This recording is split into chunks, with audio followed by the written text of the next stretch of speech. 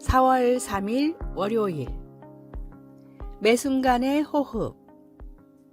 모든 근육을 약화시키는 희귀한 자가 면역 질환에 걸려 거의 죽을 뻔했던 티운이라는 사람이 있었습니다.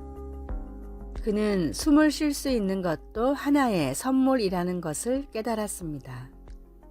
일주일 이상 기계를 사용해서 몇 초 간격으로 그의 폐에 공기를 주입하는 일은 고통스러운 치료 과정이었습니다. 티우는 기적적으로 회복되었습니다. 그는 지금 인생의 여러 가지 어려움에 대해 불평하지 않기로 스스로 다짐합니다. 그는 이렇게 말합니다. 난 그저 심호흡을 한번 하고 그렇게 할 수 있는 것만으로도 하나님께 감사합니다. 자신이 필요로 하고 원하는 것에만 집중하다 보면 때로는 인생에서 가장 작은 것이 가장 큰 기적일 수 있다는 사실을 잊어버리기가 쉽습니다. 에스겔의 환상을 통해 하나님은 선지자에게 하나님만이 마른 뼈들의 생명을 주실 수 있음을 보여주셨습니다. 힘줄과 살과 피부가 생긴 후에도 그 속에 생기는 없었습니다. 그들이 다시 살아날 수 있으려면 하나님께서 그들에게 생기를 불어넣으셔야만 했습니다. 이 환상은 이스라엘을 황폐함에서 회복시키겠다는 하나님의 약속을 보여주었습니다. 또한 하나님께서 호흡을 주시지 않으면 내가 가진 크고 작은 모든 것이 아무 소용이 없다는 사실을 일깨워 줍니다. 오늘 우리 삶의 가장 평범한 복에 대해 하나님께 감사하지 않으시겠습니까? 매일 어려움을 겪는 가운데 가끔은 멈추어 심호흡을 합시다.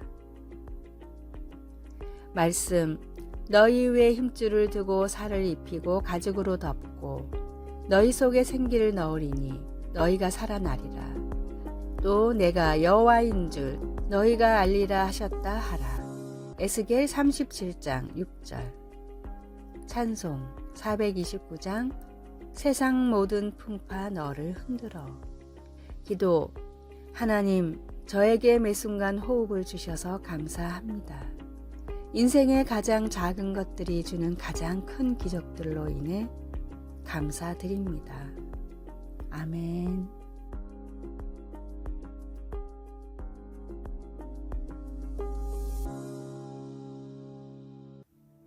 4월 4일 화요일.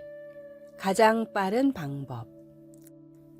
영국의 목회자 윌리엄 로우에게 한 성도가 고민을 털어놨습니다. 신앙생활을 아무리 열심히 해도 삶이 행복하지 않고 만족이 없습니다. 도대체 어떻게 해야 합니까? 로우는 범사에 감사하라 라는 성경 말씀으로 대답을 대신했습니다. 인생에서 행복과 만족을 찾을 수 있는 가장 빠른 길이 무엇이냐고 묻는다면 언제나 이렇게 대답할 것입니다. 내 삶의 모든 일을 하나님께 감사하며 하나님을 찬양하십시오. 뉴욕의 저명한 외과 의사 더글라스 박사는 외상을 방지하기 위해서 감사하는 마음을 가지라고 환자들에게 조언합니다. 똑같이 집안일을 해도 오랜 친구를 맞이하기 위해 청소하는 사람은 즐겁게 일하며 오히려 건강해집니다. 그러나 보기 싫은 친척을 맞으려고 억지로 청소를 하면 사소한 일에도 큰 부상을 당하게 됩니다. 대부분의 사람은 한 번쯤은 이런 경험이 있을 것입니다. 감사하는 마음을 갖는다면 모든 일에서 결코 손해를 볼 일이 없습니다. 지금까지의 삶을 잠시만 뒤돌아본다 해도 정말로 주님께 드릴 것은 감사의 마음뿐입니다. 1000가지 감사의 이유를 놓치고 불평하는 광야의 이스라엘 백성보다는 주신 것에 감사하며 주실 것에 감사하는 천국 백성의 마음을 가지십시오. 오늘의 말씀. 하나님의 지으신 모든 것이 선함에 감사함으로 받으면 버릴 것이 없나니. 디모데전서 4장 4절. 오늘의 찬송 429장 세상 모든 풍파 너를 흔들어. 오늘의 만나 주님께서 지으신 모든 것이 선하니 주님께 모든 일에 감사하게 하소서. 오늘 그리고 이번 주에 주님께 감사할 제목을 적어보고 주님께 감사합시다.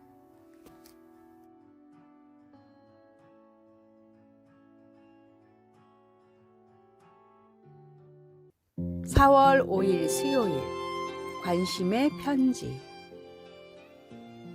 수십 년 전 제리모토 박사는 관심의 편지가 힘이 있다는 것을 발견했습니다.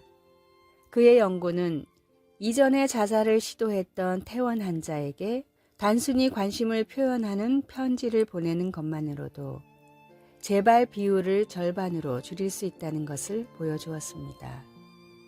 최근에 의료 서비스 종사자들은 심각한 우울증의 후속 치료로 관심의 문자 메시지나 엽서, 심지어 소셜미디어로 메시지를 보내는 것도 이런 효과가 있음을 재확인했습니다.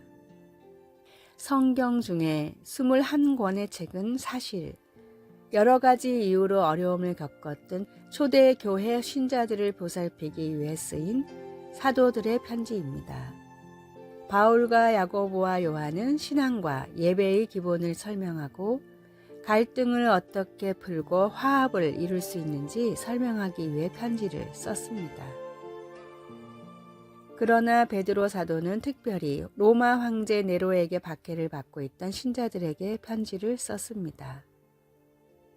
그는 베드로전서 2장 9절에서 그들을 일컬어 하나님이 선택하신 민족이며 왕같은 제사장이며 거룩한 나라요 하나님의 소유가 된 백성이라고 묘사함으로써 그들이 하나님께 본질적인 가치가 있는 존재들임을 상기시켜 주었습니다.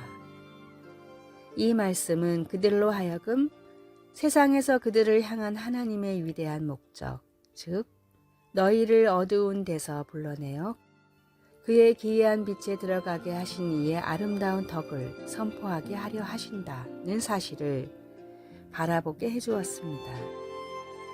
하나님은 우리에게 관심과 돌봄으로 가득 찬 편지인 영감으로 쓰인 성경을 주셨습니다. 이 성경을 통해 우리는 하나님이 우리에게 부여해 주신 하나님의 소유로서의 그 가치를 기록으로 늘 지닐 수 있게 되었습니다. 말씀, 너희는 택하신 족속이요 왕같은 제사장들이요 거룩한 나라요 그의 소유가 된 백성이니 이는 너희를 어두운 데서 불러내어 그의 기이한 빛에 들어가게 하신 이의 아름다운 덕을 선포하게 하려 하심이라. 베드로전서 2장 9절. 찬송 202장 하나님 아버지 주신 책은. 기도. 사랑의 하나님, 성경을 주셔서 감사합니다. 아멘.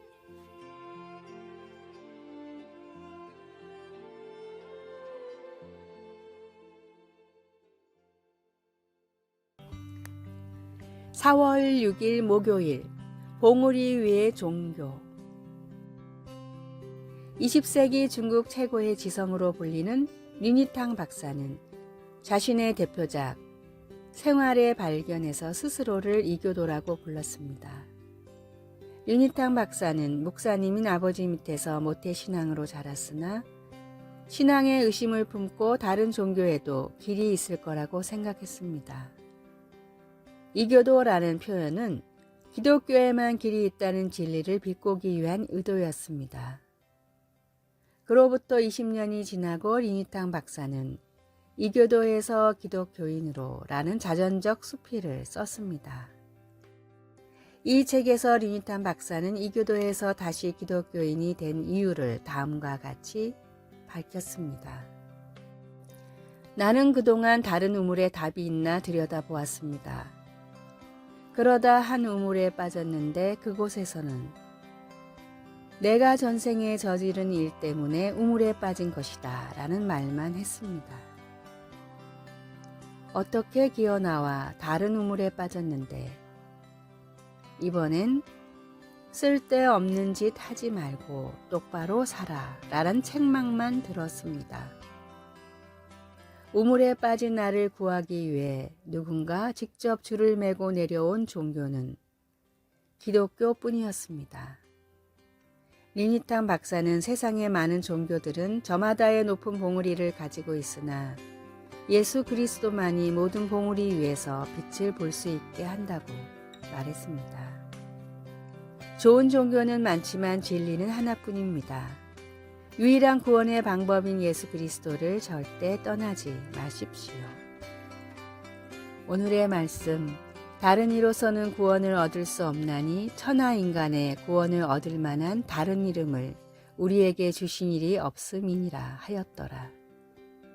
사도행전 4장 12절. 오늘의 찬송 375장 나는 갈 길 모르니. 오늘의 만나, 세상에 존재하는 유일한 진리의 말씀을 힘써 전하게 하소서. 주님의 이름이 세상의 유일한 진리임을 의심하지 맙시다.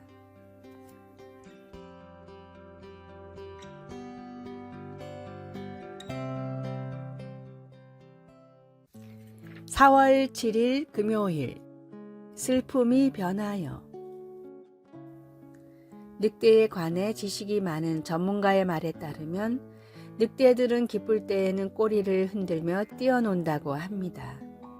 그러다가 무리 중 하나가 죽으면 몇 주 동안 슬퍼하는데 동료가 죽은 곳을 찾아와 꼬리를 늘어뜨리고 슬피 울며 애도를 표한다고 합니다. 애통하는 것은 특히 사랑하는 사람의 죽음이나 소중한 희망이 사라질 때 우리 모두가 경험하는 강한 감정입니다. 막달라 마리아도 그런 슬픔을 겪었습니다. 그녀는 주님을 따르는 무리에 속해 있었고 예수님과 그의 제자들과 더불어 돌아다녔습니다. 그러나 십자가 위에서의 주님의 처절한 죽음은 이제 그들을 산산이 흩어 놓았습니다.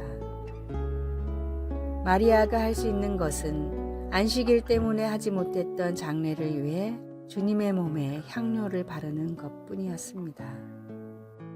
그러나 마리아가 무덤에 도착하여 생명이 없는 상한 몸이 아니라 살아계신 구주를 보았을 때 그 느낌이 어떠했을지 상상해 보십시오. 마리아는 처음에 자기 앞에 서 있는 사람을 알아보지 못했지만 그분이 자기 이름을 부르는 음성을 듣고 그분이 바로 예수님이라는 것을 알았습니다. 그 순간 슬픔은 기쁨으로 변했습니다. 마리아는 이제 내가 주님을 보았어요 라고 기쁜 소식을 전할 수 있었습니다.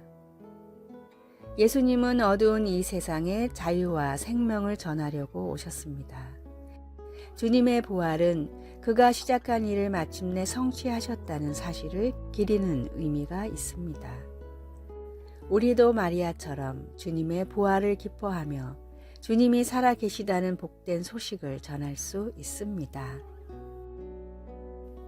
말씀, 막달라 마리아가 가서 제자들에게 내가 주를 보았다 하고 또 주께서 자기에게 이렇게 말씀하셨다 이르니라. 요한복음 20장 18절. 찬송 293장 주의 사랑 비칠 때에. 기도, 예수님, 주님의 부활과 주님 안에서 누릴 수 있는 새 생명을 기뻐하며 찬양합니다. 아멘.